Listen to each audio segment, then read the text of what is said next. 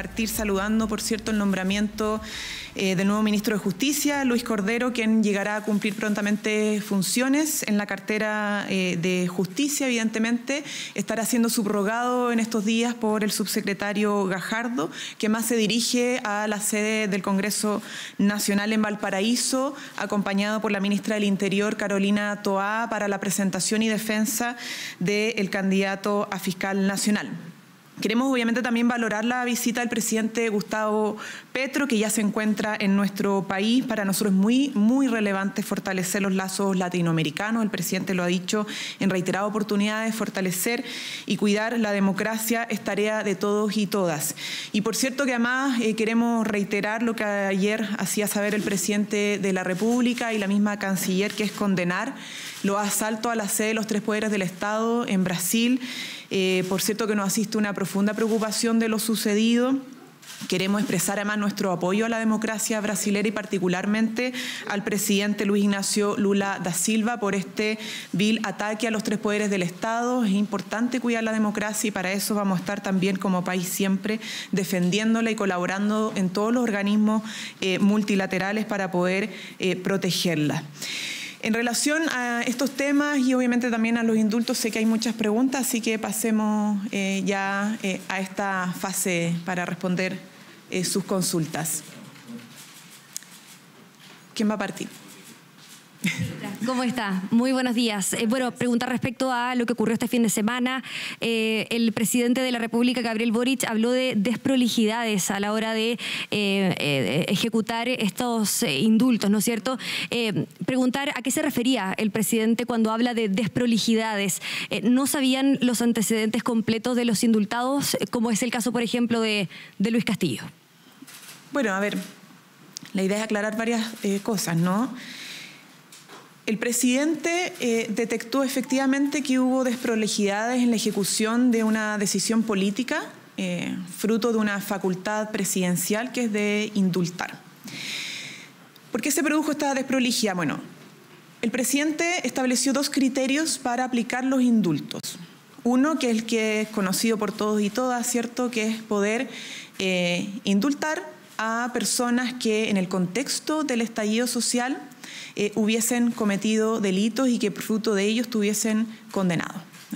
Y esto es un compromiso que se señaló incluso antes de asumir el cargo.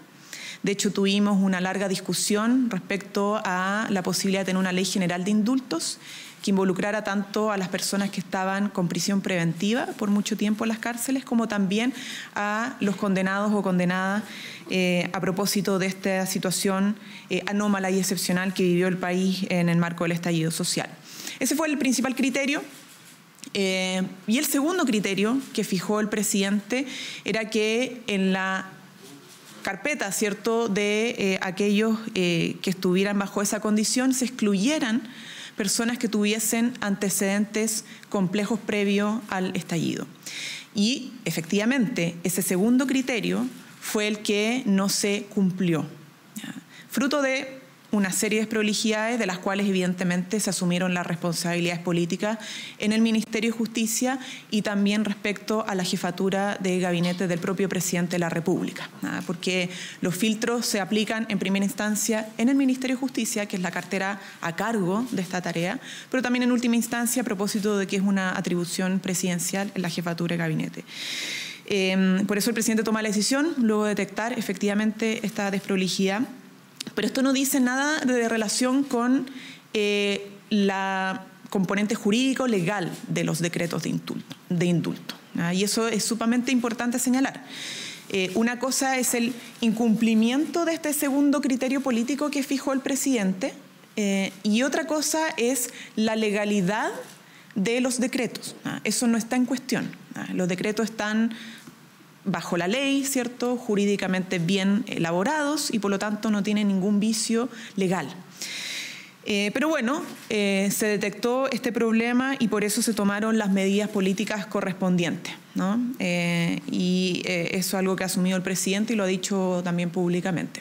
Ministra, dentro de estas desprolijidades, ¿eran 11 o 13 los indultados? Porque conocemos que habían 2 indultos que fueron firmados un día posterior. No, lo que pasa es que, a ver, el listado es el listado, es el que autorizó el presidente. Lo que pasa es que no se realizó el filtro previo, ¿no? Entonces, la autorización de los decretos es en base al listado que conocemos, ¿no? Pero como no se produjo ese filtro, se cometió efectivamente esa desprolijidad que llevó a incumplir un criterio político que el presidente había fijado y que particularmente recae en el caso emblemático que todos conocemos, ¿no? Pero el listado es el que ustedes conocen y el que fue finalmente autorizado. Ministra, entonces entendemos de sus palabras que si el presidente hubiese tenido los antecedentes a la vista, no habría otorgado algunos de sus indultos, como por ejemplo en el caso de Luis Castillo, y además hay un debate sobre si es posible o no revocar los indultos. ¿Cuál es el análisis que ha hecho el gobierno respecto a eso? ¿Tienen apertura a aquello? Bueno, a ver, ahí vuelvo a reiterar, efectivamente se produjo un incumplimiento de un criterio que fijó el presidente, pero los indultos están bajo la ley y están jurídicamente bien establecidos, elaborados, ¿ya? Por lo tanto, además, a propósito de esta solicitud de miembros de la oposición de revocar, no es posible revocar los indultos presidenciales por una serie de criterios, ¿cierto?, que tienen que ver con el derecho que se crea en este acto administrativo, ¿cierto? Tiene que ver con el principio indubio pro reo, etcétera, etcétera, ¿no? Pero no viene al caso señalar eso.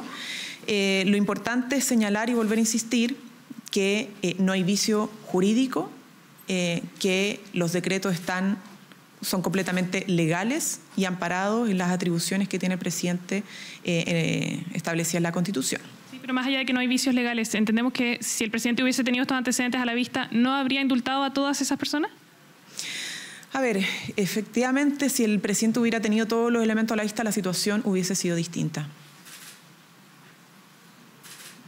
Ministra, preguntarle por las razones de la salida de Matías Mesa, que venía también en el comunicado que se informó el viernes. ¿Cuáles son las responsabilidades que él tuvo efectivamente en esta nómina que después sufrió modificaciones? Y si ya se tiene definido quién va a reemplazar el cargo de Matías Mesa, hay voces en el socialismo democrático que han pedido tener mayor injerencia, al menos en el segundo piso. Si nos puede responder esas dos preguntas. A ver, respecto a Matías Mesa, ex jefe de gabinete del presidente, lo señalé anteriormente, ¿no? Lo que pasa es que aquí hay dos responsabilidades políticas respecto al proceso, ¿no? Y a las coordinaciones, el traspaso de información, etcétera. Recaía en primer lugar en la cartera correspondiente del Ministerio de Justicia, cuya autoridad política es la ministra o exministra en este caso. Y, en última instancia, la jefatura de gabinete, porque como se trata de un indulto presidencial, siempre el último filtro lo tiene el jefe de gabinete del presidente. Y a propósito de la desprolijidad, entonces, se asume esa responsabilidad política y se presenta la renuncia correspondiente. Por lo tanto, respondo nuevamente.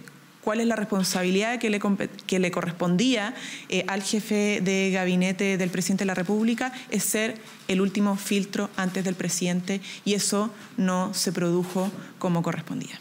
¿Y quién podría, o ya se ha pensado quién podría...? No me corresponde, es alguna decisión del presidente. Ustedes saben que la jefatura de gabinete es una autoridad pública, son personas de exclusiva confianza del presidente, y él determinará quién asume en reemplazo de Matías Mesa. ¿Cómo está, ministra? Dos cosas. Uno, saber su opinión acerca de la desaprobación del gobierno. Según la última encuesta académica, llega a un 70%.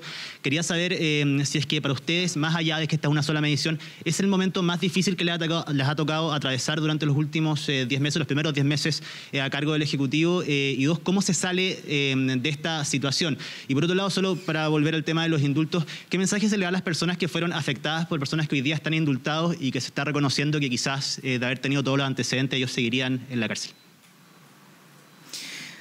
A ver, lo primero es que sí, es un momento bastante difícil para nosotros como gobierno. Creemos que las encuestas obviamente hay que mirarlas con atención, siempre lo hemos hecho. Y bueno, es parte también de la tarea de ser gobierno estar para los momentos difíciles y no para los momentos, solamente los momentos más positivos, ¿no? Y lo asumimos con responsabilidad.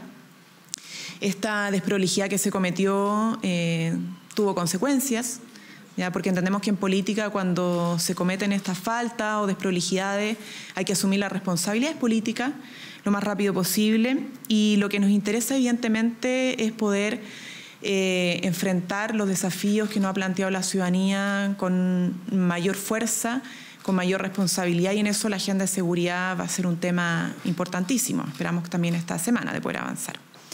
La segunda pregunta. ¿Qué mensaje se le puede entregar a las víctimas de las personas que fueron indultadas? Los indultos, yo quiero ser sumamente clara, todos los indultos que se han aplicado en nuestro país, sea de este gobierno en esta última instancia o del gobierno anterior o el anterior, son indultos que se aplican sobre la base de personas condenadas por delitos, que han cometido distintos tipos de delitos. Incluso el gobierno anterior, que indultó a más personas, fue sobre la base de personas que o habían cometido crímenes de lesa humanidad, o homicidio, o estaban condenados por narcotráfico, robo con violencia.